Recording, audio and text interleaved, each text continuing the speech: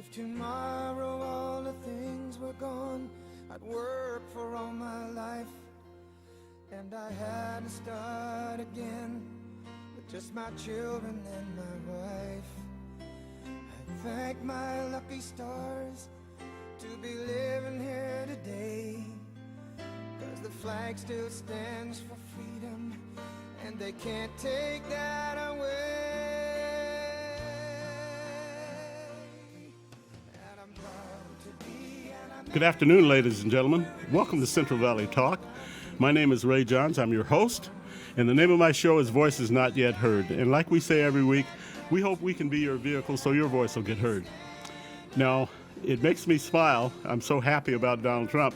And I told you 3 times on this show, the last time was 2 weeks ago, I said I was going to sit here 2 days after the election and tell you, I told you so.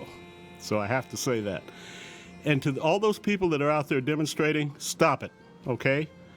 Respect the office of the president. Whether you like Donald Trump or not, respect our office. It's the highest office in the land, so I expect you to respect that. We're going to go to a short commercial, and we're going to come back and talk to a very interesting, smart young man here in, say, 2 and 2. We're very fortunate today, ladies and gentlemen. We have 13-year-old Dylan Perez. This young man wants to go to the inauguration on January 20th and see Donald Trump inaugurated. He was selected. He's a really bright student. We're gonna talk to him right now. Dylan, why don't you tell us a little bit about you? I'm 13 years old. I go to Computech Middle School. Few years ago, I went to the same program, but I went around learning about all the monuments, and I talked about the problems that our country faces, new and old. The more the time passes, new challenges occur. So new solutions have to be found. Good for you. Well, you know, I got to tell you, when I was a student at Fresno State, I went to Washington, D.C. It wasn't for the inauguration. I went there. I had written a play that actually went to the finals there, and I enjoyed it so much. You've got to go to the Smithsonian. Takes a couple of days to see the Smithsonian. It's just wonderful. It was a highlight of my. Of course, I went to the Lincoln Memorial and the Washington Memorial, but the Smithsonian was one of my favorite things to go to. There's a number should appear on the screen, ladies and gentlemen, and let's send this young man, to Washington, D.C. Please, if you can contribute. What a worthwhile cause, okay? I wish I could go with him. I'd like to see Donald Trump in person, but I would like to see this young man get there. So I am going to contribute. I'll tell you that right now, and I'd like for everybody. He needs $67.57. He needs $6,757 to go. So let's send him there. What kind of student are you? What's your grade point average? I can just imagine. Like about a 3.7 at the moment. Oh my gosh, that's wonderful. I never came any close to that at all, even in college. That's wonderful. How long will you be there? How long will you be in Washington? I will be there for about 7 days. Okay, all right. So you get to see quite a bit, huh? Yeah. Well, we're going to do everything we can to see you. Please, ladies and gentlemen, take a look at the link. Make a contribution to this young man. What a worthwhile cause for a 13-year-old kid, something that will benefit him the rest of his life. So please, everybody. And you know what, Dylan? Would you like to come on again? Okay, sure. Why don't you, we'll set it up, you come on again. Come on 2 or 3 times. Let's get enough money to get you there, okay? Thank you. And we will do that. We will find a way to do it. And so please, ladies and gentlemen, take a good look. Would you like to say anything else? Feel free. No, thank you. You okay? Yeah. All right. Well, we're going to take a little commercial break, and then I've got a very special guest coming. But before I leave, please write this down. Take a good look at it and make sure that you get it right. And let's contribute. Let's send this man to Washington, D.C., okay? All right, Dylan, thank you for coming. So you're going to come back, right? Yeah. Okay, so we'll set that up, and we'll call you and we'll set it up. Maybe next week or maybe the week after that. You come back on the show, and we're going to, persistency always works. So let's get you on here a lot. Let's have people see you, and we're going to get that $6,700, okay? Thank you. All right. You have a wonderful day, and thank you very much for coming on the show. Okay. We'll take another commercial break. We'll be back in 2 and 2.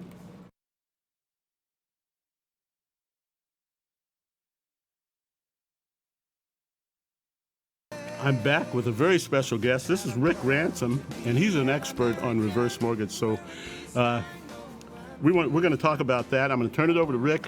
I'm going to let him give you the information on reverse mortgage because he's the expert. Rick? Thank you, Rick, and thanks for having me. You're very welcome.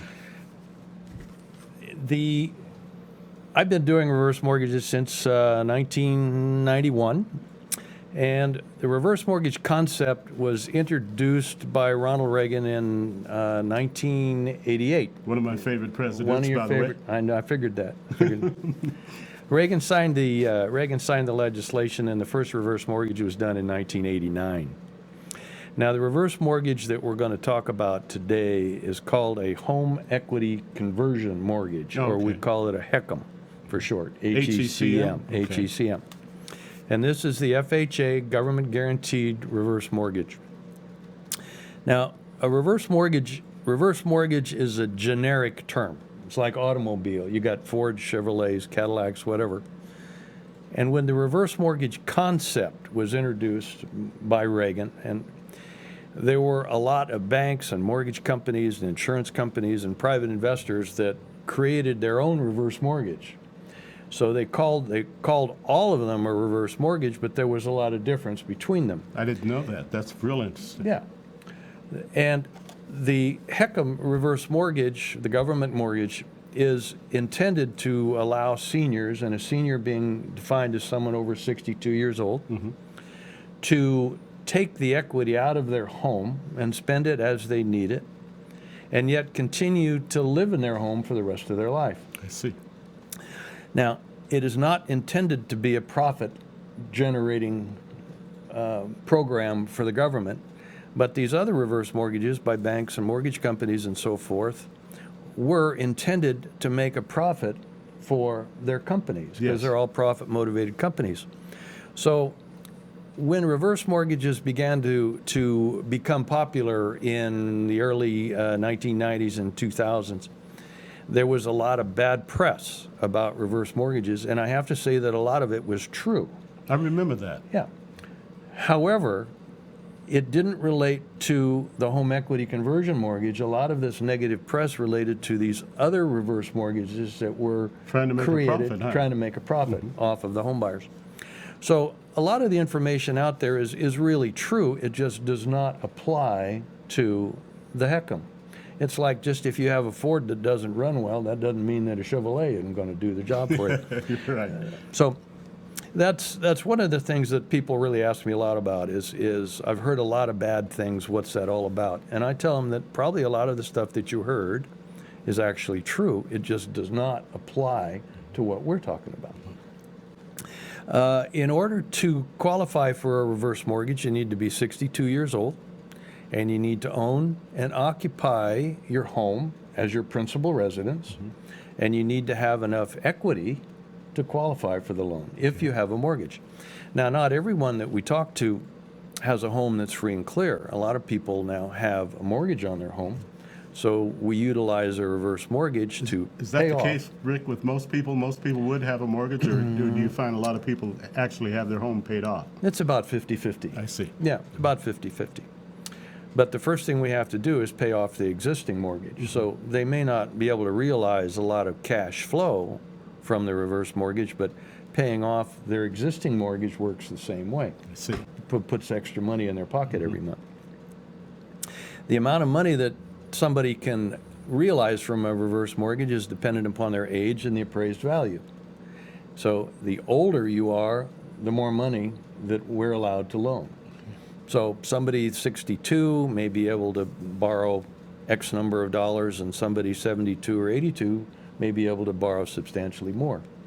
And we determine this when we interview with people, and we find out their birthday and what their home is worth, and we can tell them exactly at that time exactly how much we can loan them. Qualifying for a reverse mortgage is really very easy. There's very little paperwork involved from the homeowner. But beginning in May of 2015, there is an income requirement. So we now have to show that the homeowner has a minimum amount of income. And the reason for that is that there were a lot of foreclosures because people would take all of the money out of their reverse mortgage, and then they wouldn't pay their taxes and insurance. Oh, wow. So that changed, huh? That changed. So now if people do not have a set minimum amount of income, then they can still get a reverse mortgage, but we have to withhold some of the proceeds and give that to them in the future to pay their taxes and insurance. Oh, okay. So they can still get a reverse mortgage, they just can't get they don't have access to all of the cash. Now this is an FHA loan, so all of the houses are appraised, and part of the appraisal is an inspection, and the homes must meet minimum FHA health and safety standards. This usually isn't a big deal, but most of the most common deficiencies that we see are related to exterior paint. Oh, okay. Can't have any cracked or peeling paint. Hot waters need to be double strapped. Need to have smoke detectors, carbon monoxide detectors. So it's really not it's not a cleanliness issue. It's a health and safety issue, really. One of the things that we need to look at very carefully when people come in and they have an existing mortgage is if they have enough equity in their home. There's a lot of people who during the 10 years ago, when property values were very high, borrowed a lot of money against their home, and the homes have lost value, and so consequently they may be upside down, or they don't have enough equity in their home. So they can't qualify. Huh? So they can't qualify because they don't qualify to borrow enough money to allow us to pay the mortgage off. Now, all borrowers must attend a HUD counseling session, and that means all borrowers. I've been doing this for 27 years. And if I wanted to get a reverse mortgage, I would have to go through counseling. So you must have a counseling certificate. Part of the initial interview is we give people all the information they need about the counseling session. It's not a reverse mortgage quiz. It gives people the opportunity to talk to an independent person who is knowledgeable, who is trained and certified by HUD as a reverse mortgage counselor. And they can then ask them questions, and they get the opportunity to talk to a person who is totally independent, who has no skin in the game, so to speak, and gives them the opportunity to, again, maybe confirm what I've told them or ask some new questions. I haven't had anyone that's had a lot of problems with that unless they're really very hard of hearing. Yeah. Then they have a problem communicating. Can I insert a question real quick? Absolutely. How long does it take from, say, the time the guy walks into your office, the people walk in your office, and they eventually gets approved? Is that a long process? Or? Not usually. What I do is I count days from when they get their counseling done and come in to see me. Some people come in to see me, and it may be a month or 6 weeks or 6 months before they decide they want to do it and get their counseling. Okay. But once they have a counseling certificate in hand, under normal circumstances, we're about 6 weeks. Oh, that's quick. Something like that. That's very quick. Maybe a little longer if we Yeah. have some problems with something or other. Like they may have to, like you said earlier, they may have to paint or get the hot water heater Some repairs. strapped or something Yep. like that.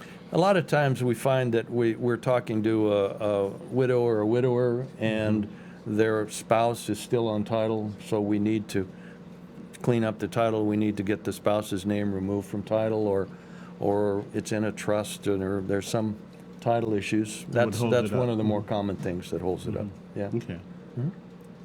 Well, that's very, very interesting. Now, what we're going to do real quick here, we're going to take a little short break That's here. good. Ladies and gentlemen, we'll be back in two. I'm back with my guest, Rick Ransom. First of all, I wanted to give a shout out to St. Agnes. The people there were wonderful to me, absolutely. And I want to give a shout out because they were just absolutely wonderful, and I thank you for your service. And I appreciate everything that you did for me. They were there for me every single minute of the time. So we're going to go back here. We're going to talk about reverse mortgages. I'm going to turn it over to Rick Ransom. One of the first things that people ask me is, how much money can I get and how do I get it? And then I tell them that it's based on their age and the appraised value. And then we talk about how are they going to get this money, or what are the different payment plans? Well, the first thing we always have to do is we have to pay off any existing mortgage. Makes so once sense. we get that paid off, we've got a certain amount of money left over. And that's where the options come in. People have the option to leave that in a credit line where they can draw it out as needed, or we can set up a series of monthly payments for them, and which can either be a set amount of money for a certain amount of time, or they can have a monthly payment guaranteed for life. Oh, wow. And That's life interesting. means life. So if you live to be 120 years old and your payment is $800 a month, that's what you get for the rest of your life. Oh, wow, that's interesting. Yeah. That's real interesting. I'm going to insert something. If you need to call in, I'm live right now, and Rick's number will appear on the screen. Don't call that number. That's his office number, but call our number, which Robert's going to put up on the board right now, and talk to Rick. If you have any questions, he can answer them. He's the expert. Sorry about that, Rick. I'm going to turn it back to you. That's I just fine. wanted people to That's know. fine, pal. So these payment plans are flexible. So if somebody sets up a credit line, and then they change their mind and they want a monthly payment, we can then switch to a monthly payment. And then if they would decide, well, I don't need that much money, I want less or I want more, or they say I don't need it for a while and they want to just stop the payments and go back to a credit line, we can do that. It's totally flexible. The purpose of this is to allow seniors to have access to the equity in their home and utilize it however they need to improve their life.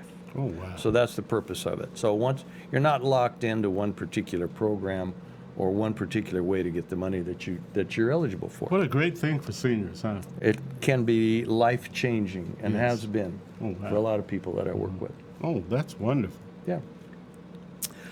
Now, as I said, you cannot outlive a reverse mortgage.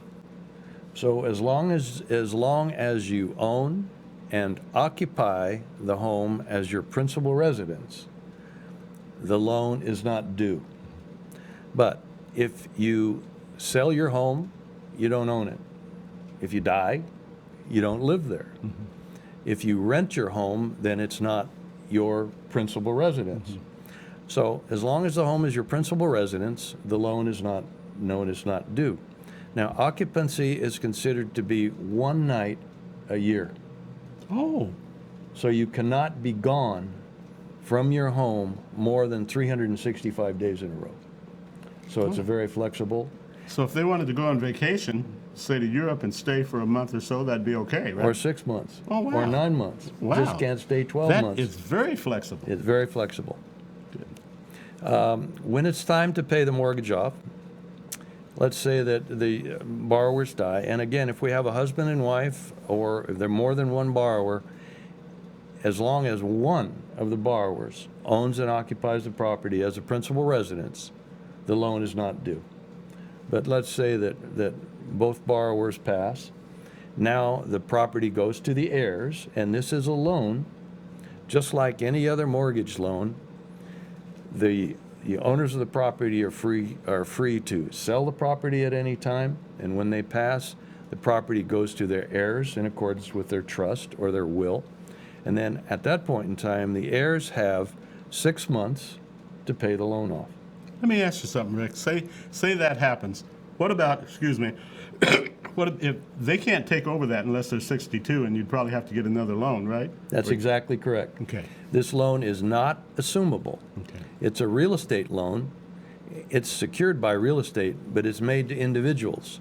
So when the individuals no longer qualify, at that point in time, the loan becomes due and payable. Okay. That's about it, pal. All right. That's the nuts and bolts of a reverse mortgage right there. Okay.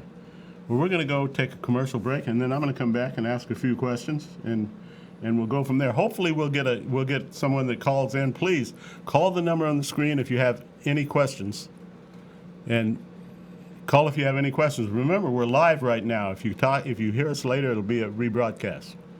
So we're going to take a little break here, and we'll be back in 2 and 2. Okay, we're live. Okay, go ahead, Sandra, with your question. Oh, my question? Okay, I wanted to know, how would a person determine if they were a better candidate for a reverse mortgage as opposed to a refi? on their home?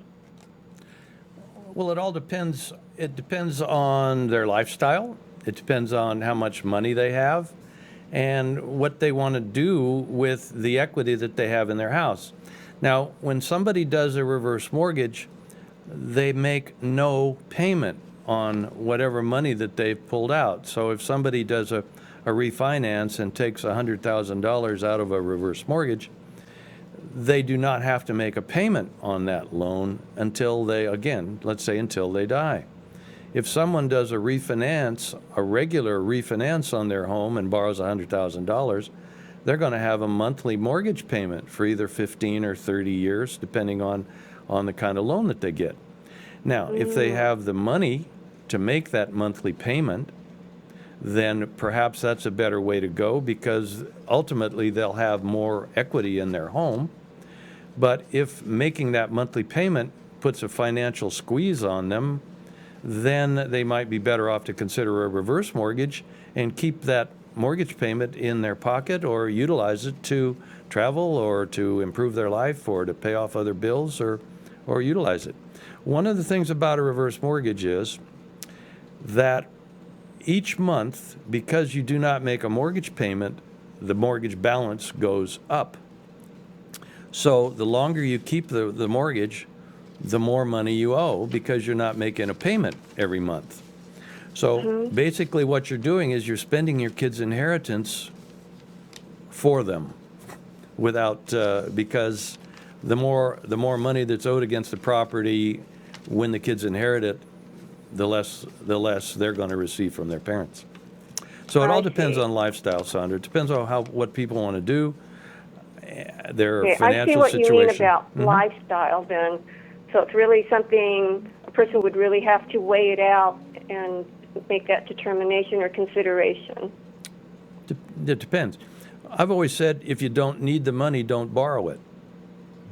So, if people are very comfortable with their retirement income, they don't have any problems paying their bills, they have enough money to do the things they want to do, they may not be a good candidate. Although I'm finding that I'm doing a lot more reverse mortgages for business people, because a lot of people are self-employed, they may be farmers, they may run a small business, and they're still working into their late 60s or 70s, and they're finding it a lot more difficult these days to borrow money. Banks really don't want to give them loans anymore. So one of the things about a reverse mortgage is, if you get a credit line, you can borrow the money, you can use it in your business, then when your cash flow improves, you can pay the credit line back down. Next year when you need the money again, you borrow the money back. Oh, that's brilliant. That's great. So, and it can last a lifetime. You cannot outlive a reverse mortgage. So I'm finding more and more business people are looking to a reverse mortgage for some of their cash flow needs. I've got to insert something real quick here. Rick did a reverse mortgage for a friend of Sandra's, and she's still praising your name, by the way. Well, thank you. And it was just a wonderful job. He really helped this lady. She was pretty destitute. Isn't that right, Sandra? That's right. Nancy was about to lose her house to a finance company that we felt was not being on the up and up with her. And Rick just came in there at the nick of time. He did such a great job. She's extremely satisfied with his professionalism and his counseling and direction. So, Rick, thank you so much for helping Nancy and for answering my question. I appreciate it. Well, Sandra, you're very welcome. It's good to see you, Ray. You're looking good. Am I? She hadn't seen me since I've been in the hospital all week. She thought I was going to look really bad. I look pretty good, don't I? For a sick, you look pretty for an old sick cowboy. Thank you very much, honey, for calling in. Thanks, Sandra. You're welcome. Thank you again to both of you. Bye. Bye, Sandra. Bye-bye. Okay, I've got a couple of questions here. I think it's 9.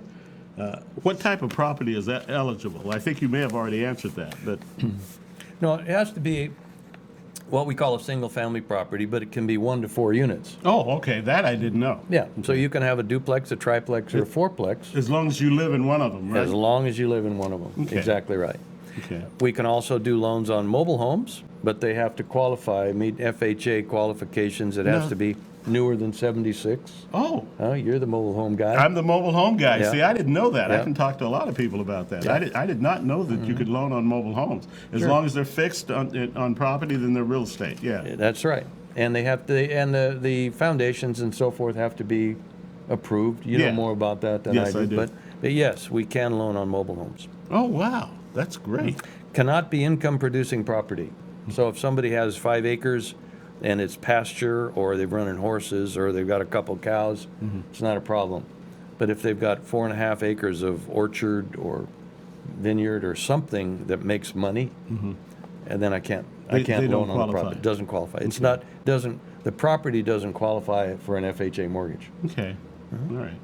Well, we're gonna go to another commercial break, and we're gonna come back and we're gonna talk to Rick about that. And please, if you have any questions like Sandra did, call in and talk to the expert. Rick is an expert, and he can answer all your questions. So please call in. The number will appear on the screen. We're gonna take a little break. We'll be back in two, ladies and gentlemen. I'm back with my buddy Rick Ransom, the expert on reverse mortgages, and I had a couple of questions. One question I had, and I don't have to read this, but I have it here. What if my home is worth much more than the FHA maximum limit? The FHA max limit is 600. Hey, this is Sandra. Okay. I wanted to let you know that the sound quality is real sporadic, Okay. and so maybe you could ask your technician since it's happening right now. Okay. All right, we'll take care of it. Thank you. All right, thank you, honey. All right. Okay, let me get back to my question here. What if my home is worth much more than the FHA maximum? Well, the FHA maximum is $625,500. Most of the people that I deal with, their homes are worth less than $625,000. Okay. But on the coast and so forth, when we do loans over there, a lot of those houses, of course, are worth 7, 8, 900 million and so forth. But we are limited to a loan amount of $625,500. So regardless of what a home is worth, if it's worth more than that, we have to base everything on a loan, an appraised value for our purposes of $625,000. Oh, okay. Well, that answers that. I have another one here. Am I charged interest on the amount of money I'm eligible to receive? No. You only pay interest on the amount of money that you've borrowed. So even though you may be eligible to borrow a couple $100,000, if you've only borrowed $30,000 or $40,000, it's the $30,000 or $40,000 that you pay interest on, not the full amount of money that you're eligible to receive. Oh, okay. All right. One more here. Am I still eligible to receive proceeds if I'm drawing Social Security? Absolutely. A reverse mortgage is a loan. So when you receive the proceeds from a reverse mortgage, you're borrowing money. It is not considered to be income. It's not taxable as income. It's a loan. You have to pay the money back. So consequently, it does not affect Social Security, and it also will not affect Medi-Cal benefits because it's not considered to be income. What we have to do, though, we have to be very careful with Medi-Cal people, because if I remember my Medi-Cal correctly, you're limited to $2,000 in cash that you can have in your bank account. So if borrowers are getting a guaranteed monthly payment, they need to be very careful that they do not exceed the $2,000 maximum that could affect their Medi-Cal benefits. Okay. Well, that's something good to know. What a great way to supplement your Social Security. You know, get That's some a extra money. lot of people that I talk to are living on Social Security, and maybe they're making it, maybe they're not, maybe they're just barely making it. And you know, an extra few $100s a month can go a long way with a lot of people. It does. It really improves their lifestyle, which is the purpose of the whole thing. Yeah. Okay, here's another one, ladies and gentlemen. Can I be forced to sell or vacate my house if the loan amount exceeds the value of my home? Now, Rick may have answered that. I can't remember. We've gone over several things. No. Once the loan is in place, the only limits are the amount of money that you can borrow. The fact that you may owe more money than the house is worth will not affect your ability to live in the house for the rest of your life. Oh, okay. You cannot outlive a reverse mortgage, and regardless of how much money you owe, you cannot be forced to sell or move out as long as it's your principal residence and you've kept the taxes and the insurance current. Great. You can be foreclosed on if you don't pay your taxes and insurance. Okay. What happens to my house when I eventually pass away, and who would be responsible for selling my house? Now, he's answered that, but I'm going to ask him if he'll answer that again. Sure. Well, whoever the designated heirs are, whether it's a will or a trust or just by right of succession, whoever inherits the house is responsible for paying the loan. Now, in a situation where the loan balance may be more than what the house is worth, FHA will accept the lesser of the loan balance or the fair market value of the house. So at no time will either the borrowers, if they sell it during their lifetime, or their heirs who may inherit the property and want to sell it, they will never be required to come out of pocket to pay off the reverse mortgage. Okay. What about a living trust, Rick? What if your home is in a living trust? Are you still eligible for a reverse mortgage if it's in a living trust? Yes. We have to have the trust reviewed by our legal department to make sure that the trust allows for borrowing money. But we do a lot of properties that title is in a living trust. Now, I think you've answered this one, but I'm going to ask it again. What happens to my credit line when I vacate my house or upon my death? The credit line. The credit line's frozen. Okay. Again, this is a loan that is made to individuals, and when the individuals are no longer eligible to borrow the money, which they can't do if they die, then the credit line is frozen at that time, and that starts the clock ticking. As I said, heirs have 6 months to sell the property Okay. when it's time to pay the loan off. Now, here's a question I don't quite understand, and I'm sure there's a lot of people out there that don't. What if I don't need additional cash at this time? Don't take it. Okay. All right, Very well, simple. That makes sense. That makes sense. A lot of times people just want to pay the mortgage off. Oh, okay. They don't want any additional cash.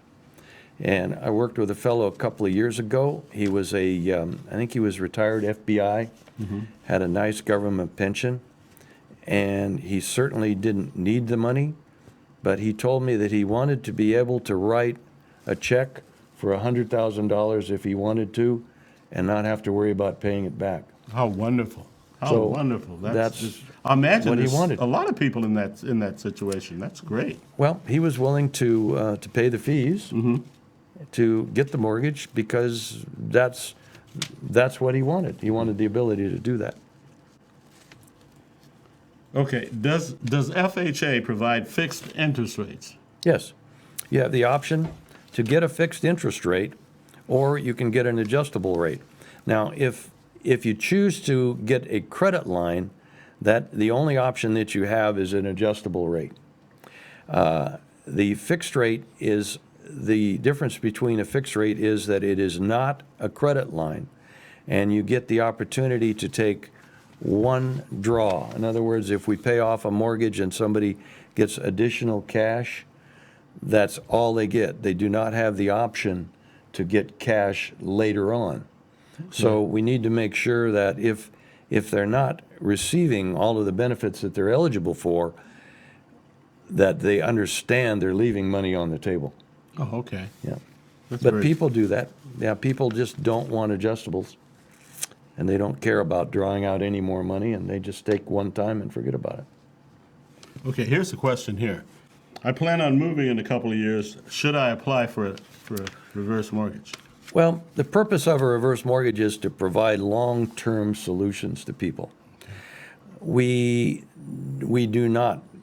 can't tell people how long to live in their home, and we can't restrict them from getting a reverse mortgage if they're going to do it for a short term. However, this is not an inexpensive loan, and consequently, do you want to pay the fees and incur the expenses for 2 years? Sometimes the answer is yes. Okay. Sometimes the answer is yes, because they have a special need, and that's what they want to do. And as long as they're fully informed and they make an intelligent decision that suits them, they can do what they want. That's wonderful. This sounds like a great thing for a lot of people. I think it can help a great deal of people. Please, ladies and gentlemen, if you have any questions, we've got an expert sitting here. Call in. I know there's a lot of you out there that I think this would benefit. Please call in, talk to Rick. And before we take a commercial break here, I want to make sure Rick will come back. I'm kind of putting him on the spot here. Will you come back? I will come back if you get people that want me to come back. Oh, I can tell you right now, All right. we'll get some people that want you to come back. That'll be great. We're going to go ahead, ladies and gentlemen. We're going to take a little short break here. We'll be back in 2 and 2, and we'll talk to Rick Ransom for a little bit before we close. I'm back with my buddy Rick Ransom. We're talking about reverse mortgages, and I've got a great question myself. What if I decide to buy a home? Can I purchase a home with a reverse mortgage, Rick? Absolutely. The reverse mortgage is not only a refinance loan. Now, it used to be a few years ago we could not purchase a home with a reverse mortgage. That's changed. Now, instead of owning a home and having equity in your home to allow you to borrow a certain amount of money, what you have to do is you have to have the cash available to make a down payment, and then we can loan you the balance with a reverse mortgage. I see. So it's just like a regular loan where you're making a down payment and borrowing the balance. Okay. One more question, 2 more questions, actually. What if I decide to sell my home and move? That's what you do.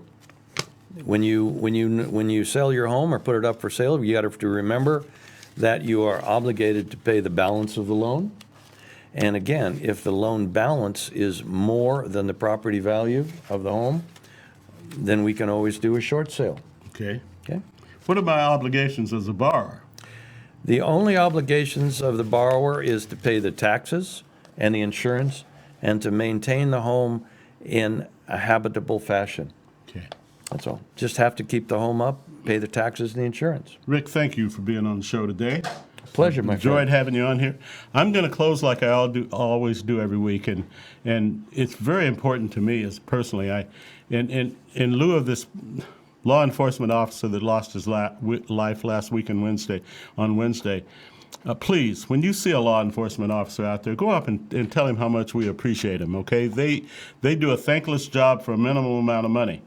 And for all those fallen officers out there, all the ones who have died, I'd like to say something to their family. We salute their bravery. We salute their bravery. We applaud their innate sense of right, and we honor, respect their eternal memory. Thank you for listening.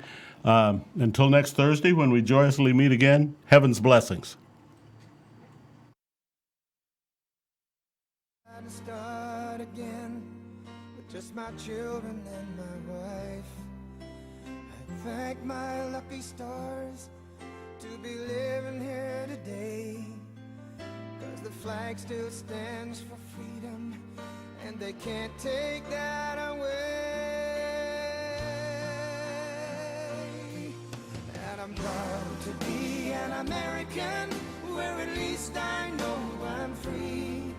And I won't forget the men who died, who gave that right to me. And I gladly stand up next to you and defend her still today. 'Cause there ain't no doubt I love this land. God bless the USA.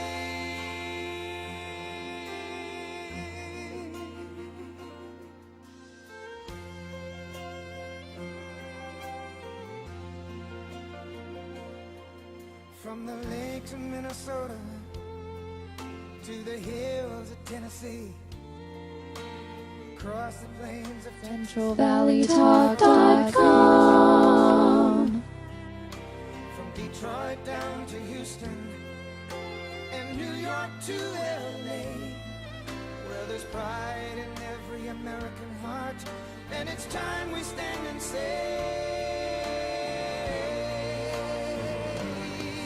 that I'm proud to be an American, where at least I know I'm free.